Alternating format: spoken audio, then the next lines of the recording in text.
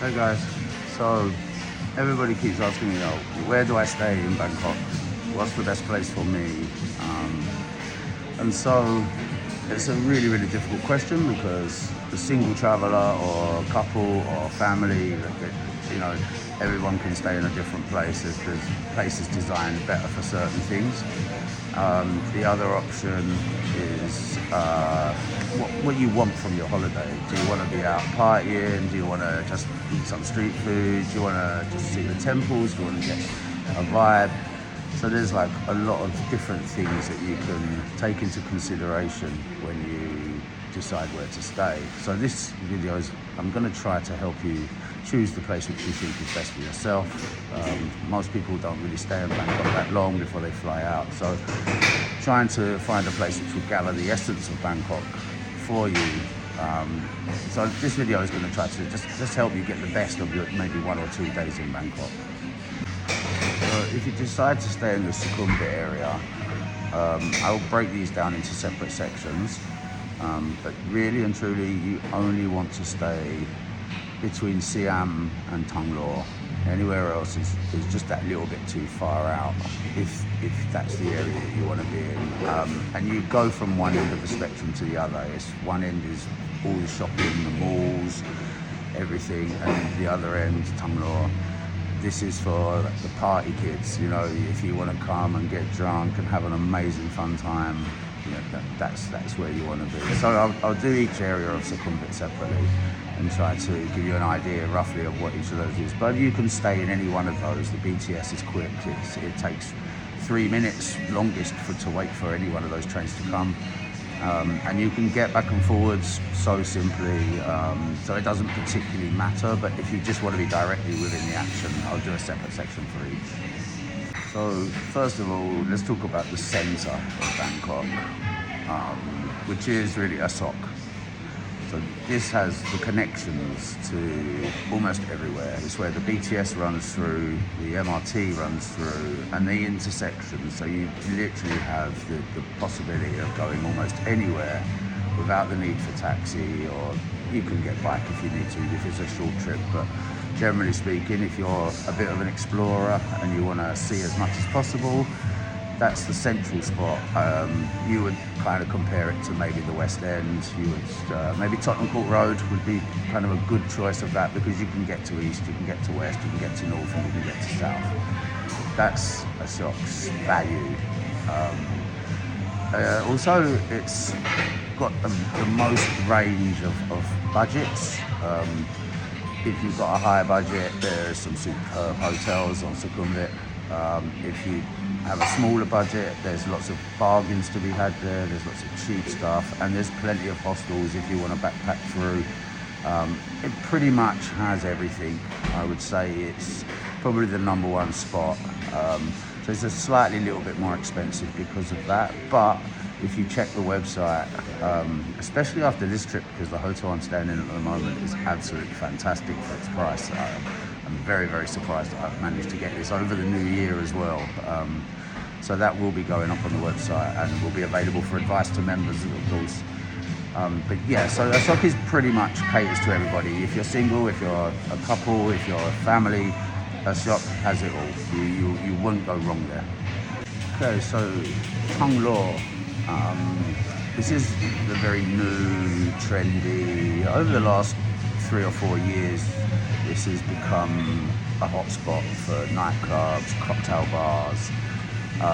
Japantown has spread across into Tung Lor a little bit. So if you love Japanese food, and I can assure you that I've been here for, well, I don't know how many years I've spent and been back and forth. I used to stay in Tung Lor all the time.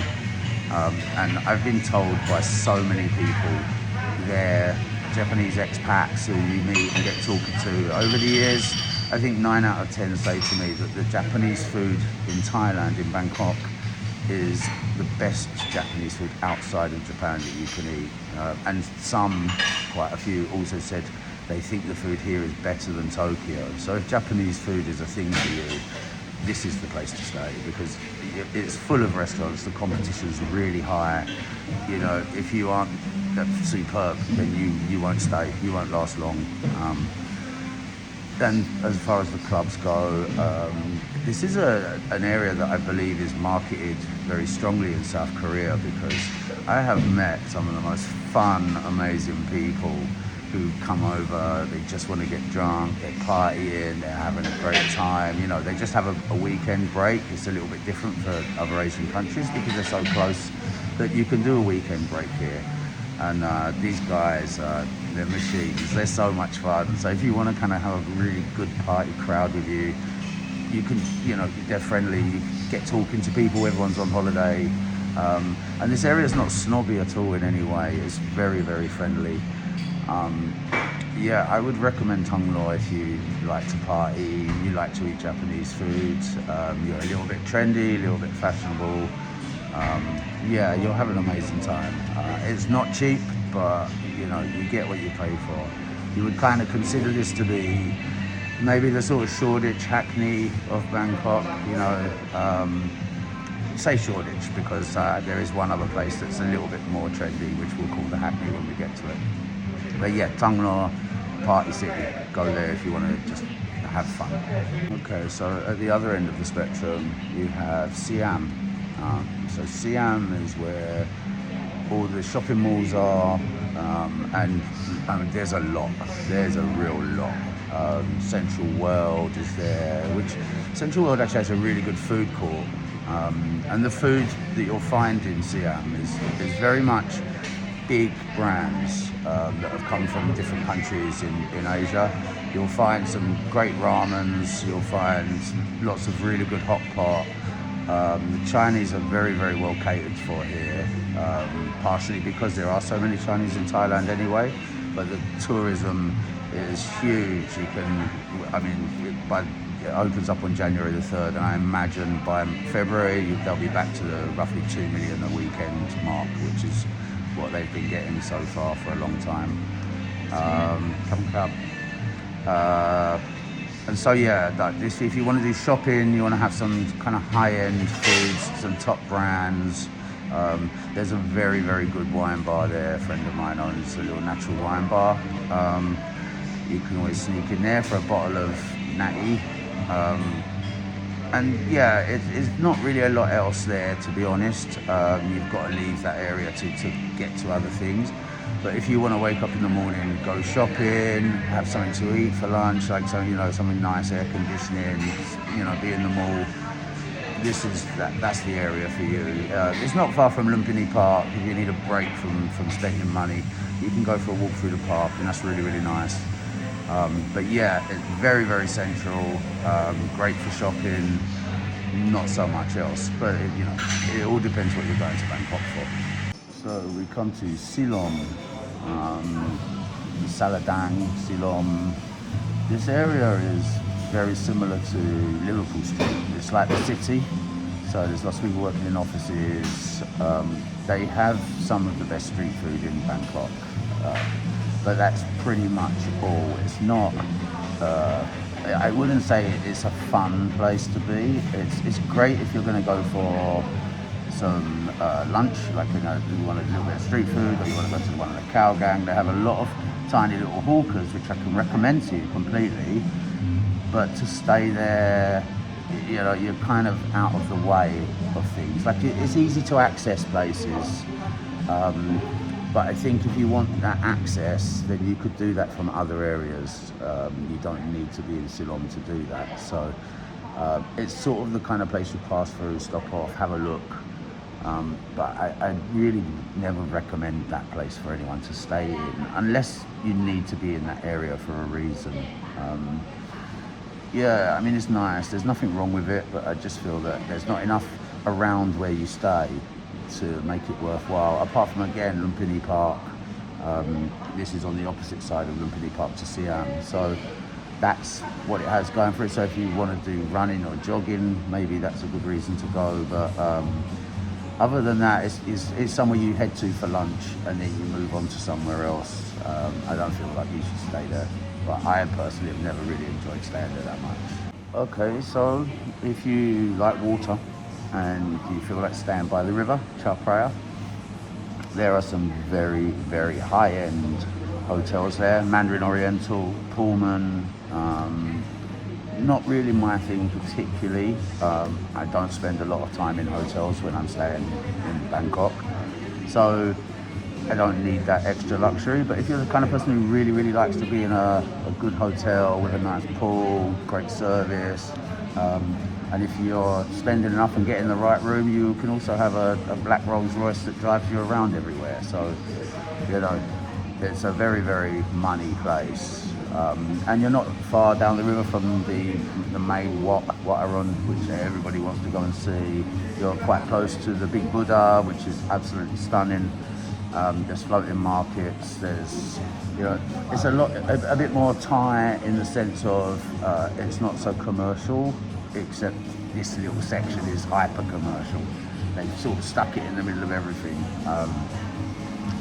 So you have the Paragon Mall, which is an icon, which are the two newest malls are there as well. So if you want to do shopping, they do free ferry boats across into the mall, you know, ways to make money. But yeah, your accessibility to places is quite good if you want to do that temple style tourism. But yeah, it's expensive.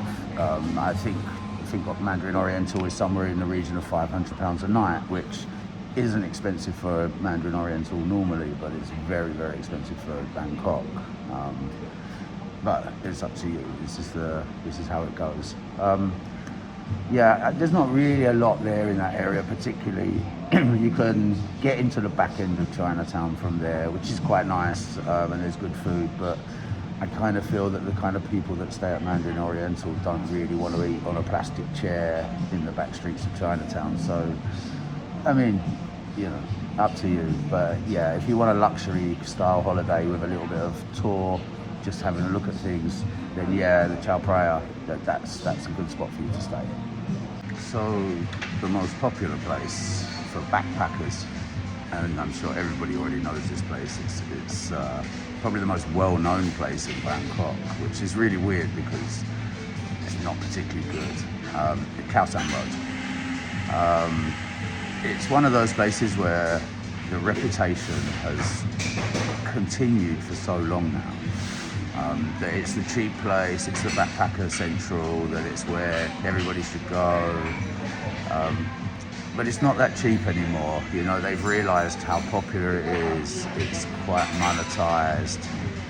But there are lots of bars there. Like if you want to just go and, if you don't want to do like a sophisticated style of partying, if you just want to do kind of just get drunk with loads of other backpackers, you know, like you'll meet Thai people working there, but you won't meet any Thai people actually going there particularly until very late at night at least. So it's quite local to places, but the other thing is it has no BTS, it has no MRT. So getting around, you're reliant on tuk-tuks and taxis. And to be honest with you, the tuk-tuks are literally there, knowing you're a tourist. They are going to try and rip you off every single time you breathe. They just, yeah, the whole place, for me, I've been there maybe 3 times in my life, and you can kind of see through it once you've been to Bangkok a lot. You can sort of see through that. On a first trip, you'll go, you know, you'll sort of get sucked into it a little bit, and you won't realise quite how expensive it is there compared to the rest of Bangkok in some places.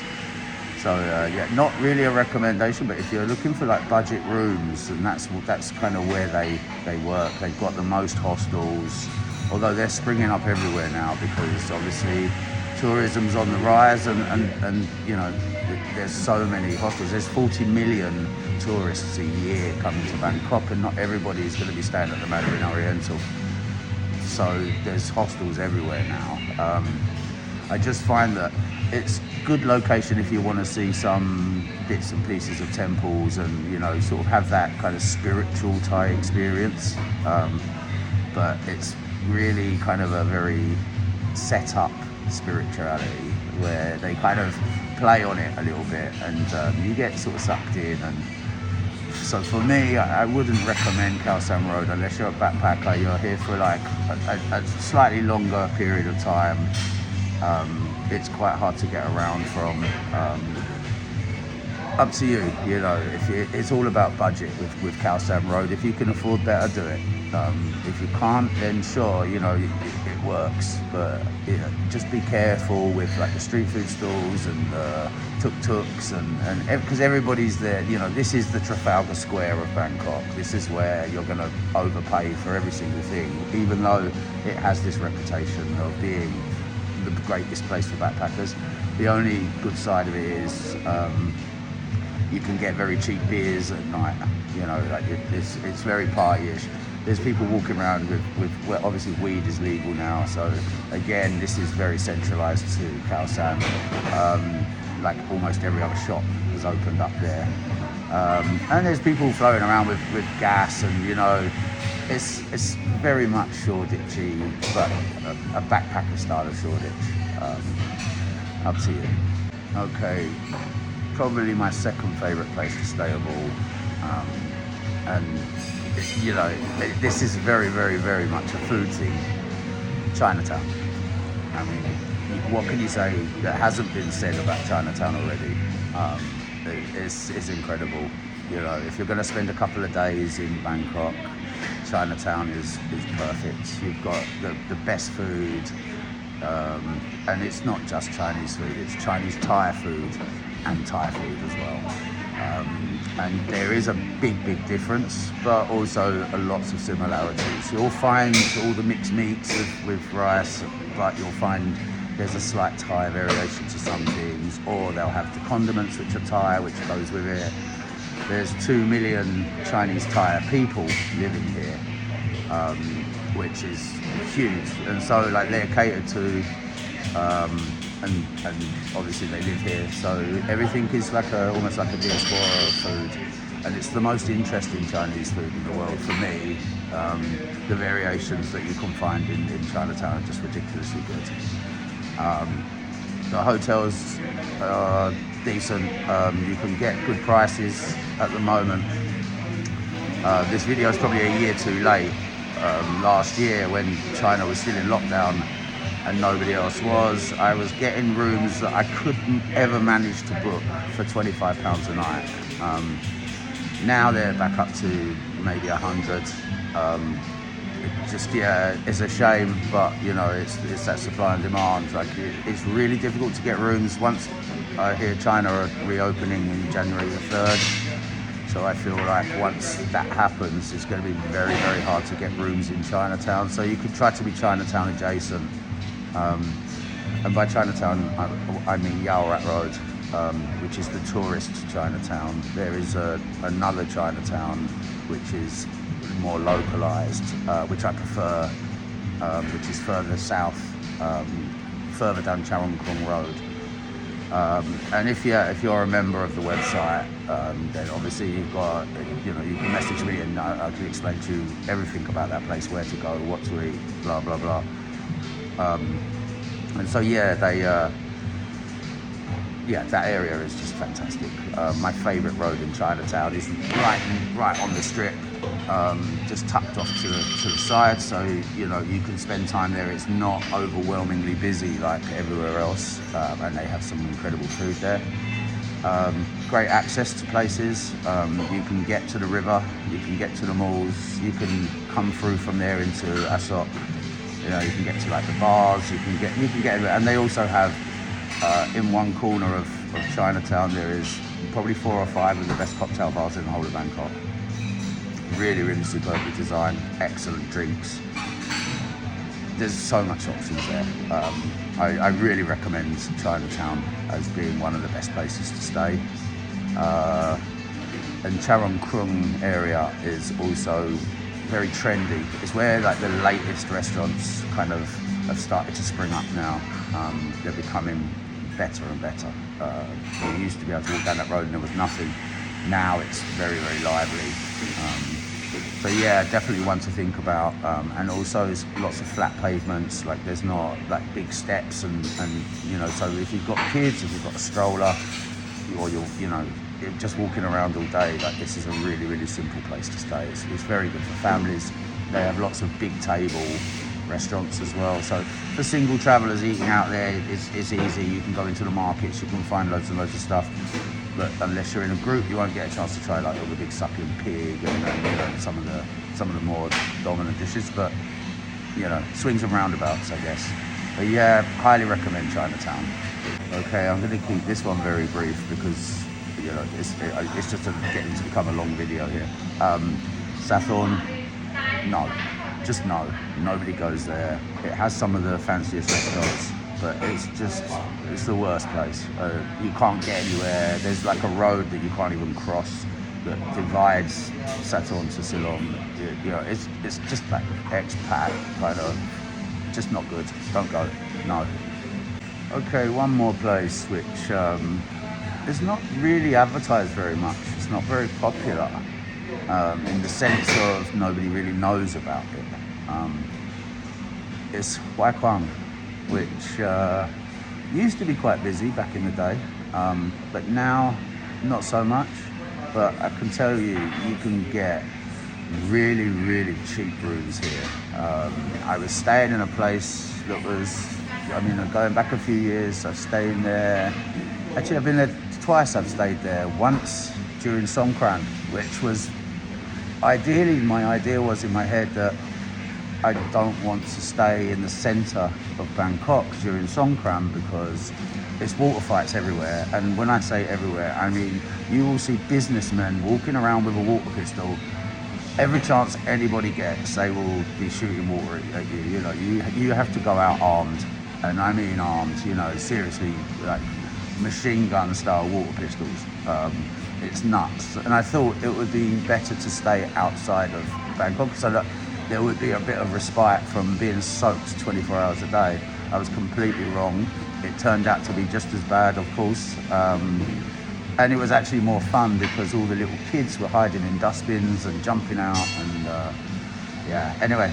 I stayed in a little boutique hotel there and it was fantastic. It was a lovely hotel. It was a little bit out of the way to get to the MRT station, but this is the thing with the MRT. It's really quick. It's a really fast train station. So the second time I actually stayed at a place called the Park Residence, which is right next to Huaikwang MRT.